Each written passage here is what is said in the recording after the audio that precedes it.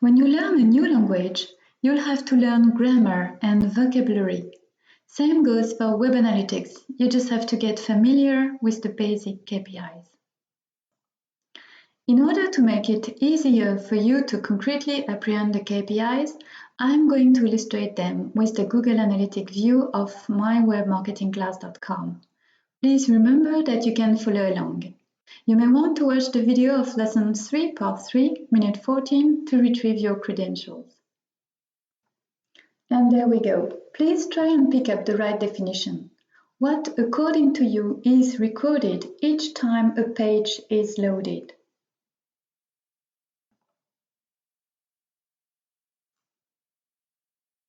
Yes, you're right. That's a page view. So just as a reminder, a page view is recorded each time there is a page view hit that is sent to the database. In our case, well, this is with Analytics, Google Analytics, and that's the name of the database. Now let's see how it looks like in the site-centric tool interface. So for today, if I browse the behavior, then site content, then all pages section, I'll have a good understanding of all the pages that have been viewed. And for today, the winner is clearly the one of Lesson 3 regarding tracking, which is not really surprising because tracking is the lesson of today. Okay, now you try and find out what is identified by an IP address and a cookie.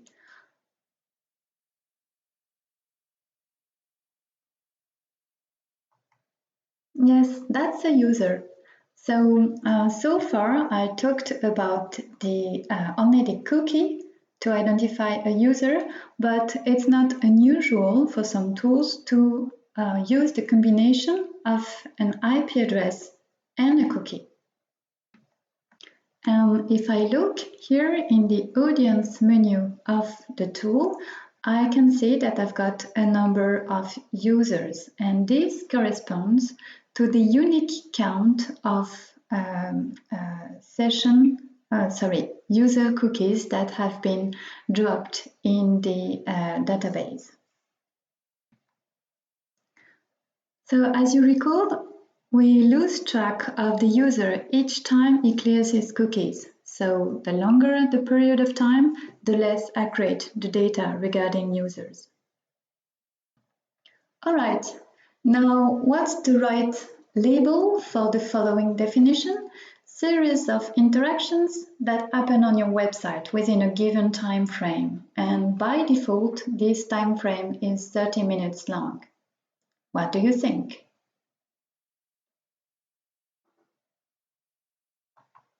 Yes, of course, that's a session.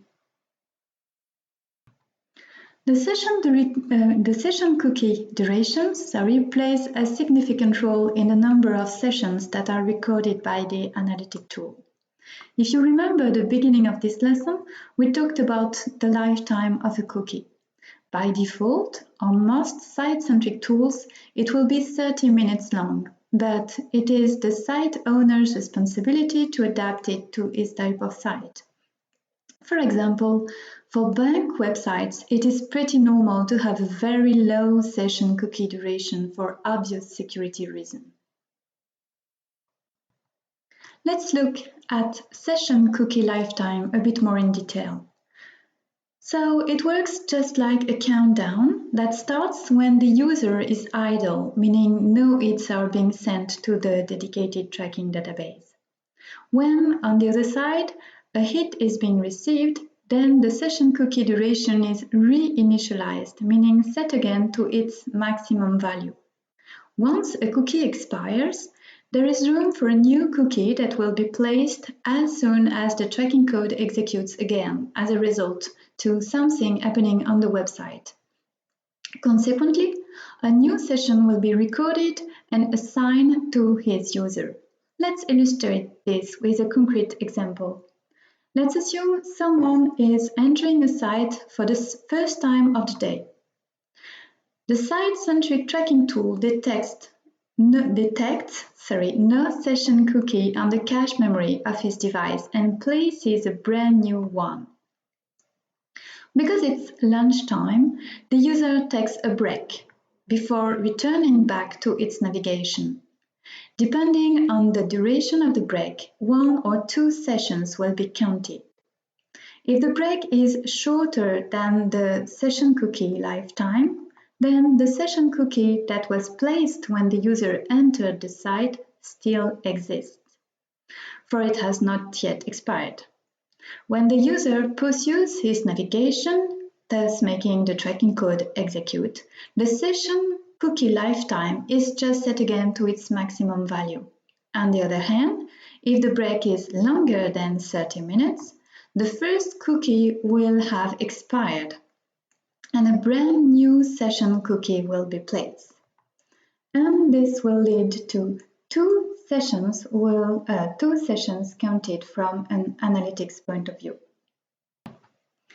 Okay, to find the number of sessions that have been undertaken during a specific period of time, we can refer to the, for example, audience menu and browse the overview section. And here I can see that you have generated 106 sessions just today. Well done. All right, a little bit tricky this one, but I'm sure you're gonna make it. So we are referring to something that represents the number of sessions during which a page was viewed one or more times.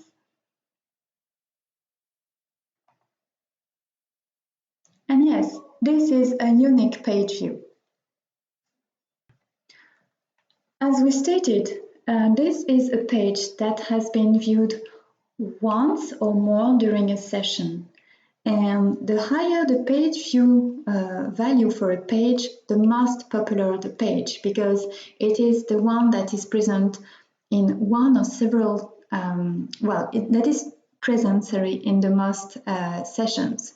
And it's always interesting to look at the unique page views when you exclude the home page. There we go. If I look again at the figures for today, I can see that the page with the higher page view, unique page view number, is the page corresponding to lesson 3. It means that this page was present in the most sessions. So during each session, people are visiting one or several pages, and the one that is present in the most session was this one. Okay, pretty tough this one. What measures the average amount of time users spend viewing a specific page or a set of pages? Well, of course, that's the average time on page. And this is something you can consult here again on the behavior, then site content, and then all pages menu. You'll have an idea for each page of the average time spent on that page. And here I can tell that you spend a lot of time on the homework page as well as on the lesson 3. All right then, let's try to sum it up and make some calculations. So here we assume that the sessions occur the same day and that the session duration by default, so the cookie session, is 30 minutes. So the user comes back to the website after being idle for, here as you can tell, 31 minutes. What do you think? What would be here the numbers to put instead of those question marks?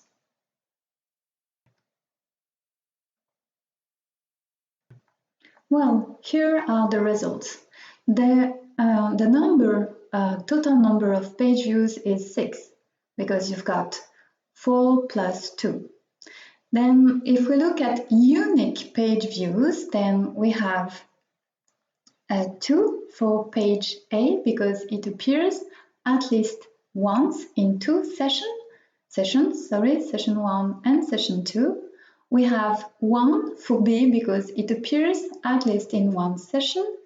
Same goes for C and for D.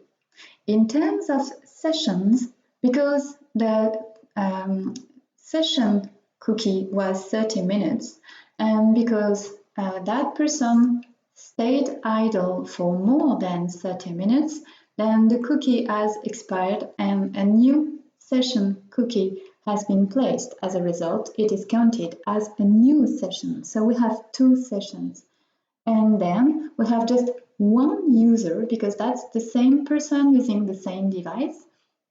So the user cookie that has been placed here at the beginning of the journey on the first session remains still on this device on the second session. So there is just one single cookie user cookie, sorry.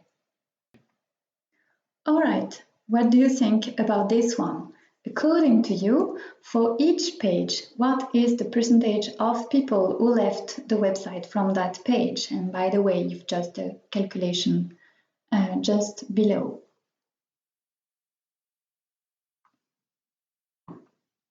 Well, this is an exit rate.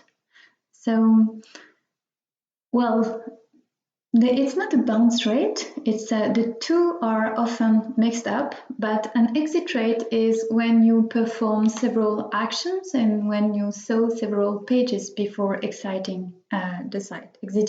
Sorry. So if the page with a higher exit rate is the thank you page, everything's fine. But if it's a page that is right in the middle of the conversion funnel, then it is a bit more annoying. Okay, what do you think increments with the first page or screen hit of a session? Would that be an entrance? Would that be a bounce rate? So, clue or tip, it answers the question, through what page do users enter my website? And of course, that's the entrance. So entry pages tell a lot about what your users are interested in. You should pay special attention to the entry pages of users coming through organic search or directly, because those people are searching by themselves and for free, at least for direct traffic, the content you are offering. Should you promote some content? The most consulted by people coming from direct traffic or organic search is a good place to start with. Okay, what about this one? Pretty tough. What's the percentage of visits that go only one page before exiting a site? Well, of course, that's a bounce rate. Would that be always problematic to get a high bounce rate? What do you think? Well, in some cases, a high bounce rate on low time on page is pretty normal. It would just mean that the user finds immediately what he or she is searching for, which is indeed a good news. So you just have to take into account the purpose and business objective of first the website. If the objective is to deliver information in one click, like for example a weather forecast website, you would certainly not browse 5 different pages each time you want to know the weather in a specific place. So that's fine to have a high bounce rate. How to be sure that users are satisfied with the content they browse? Well, you could simply look at the percentage of returning visitors.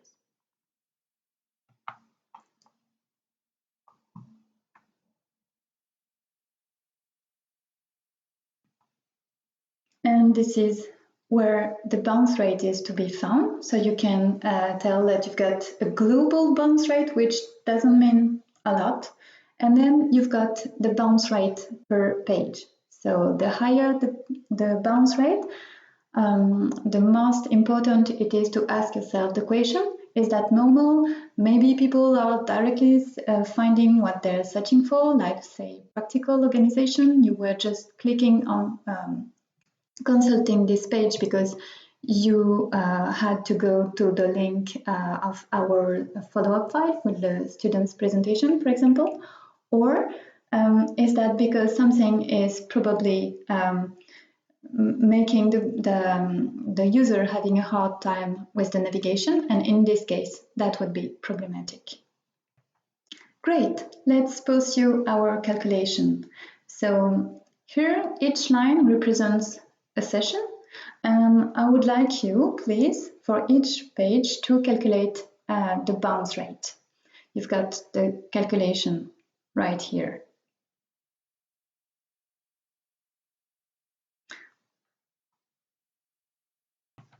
All right, so what is it? Well, so the calculation is number of sessions ending with a page out of the number of sessions including the page. Let's go for page A. So I've got 1, 2, 3 sessions including page A, and only one is ending with this page. So it's 1 out of 3, and that's 1/3. Same for the bounce rate. So could you please look at the calculation and take some time to perform it for each page. Okay, so that's the result. The number of sessions where this page is the only one. If we take page A, there's no sessions, so that's 0. For page B, this page is the only one in one session out of the sessions starting with the page, so 1 to 3, 1 out of 3, that's 30%. And for page C, well, number of session 1 out of session starting with this page, 1 out of 1, that's 100%.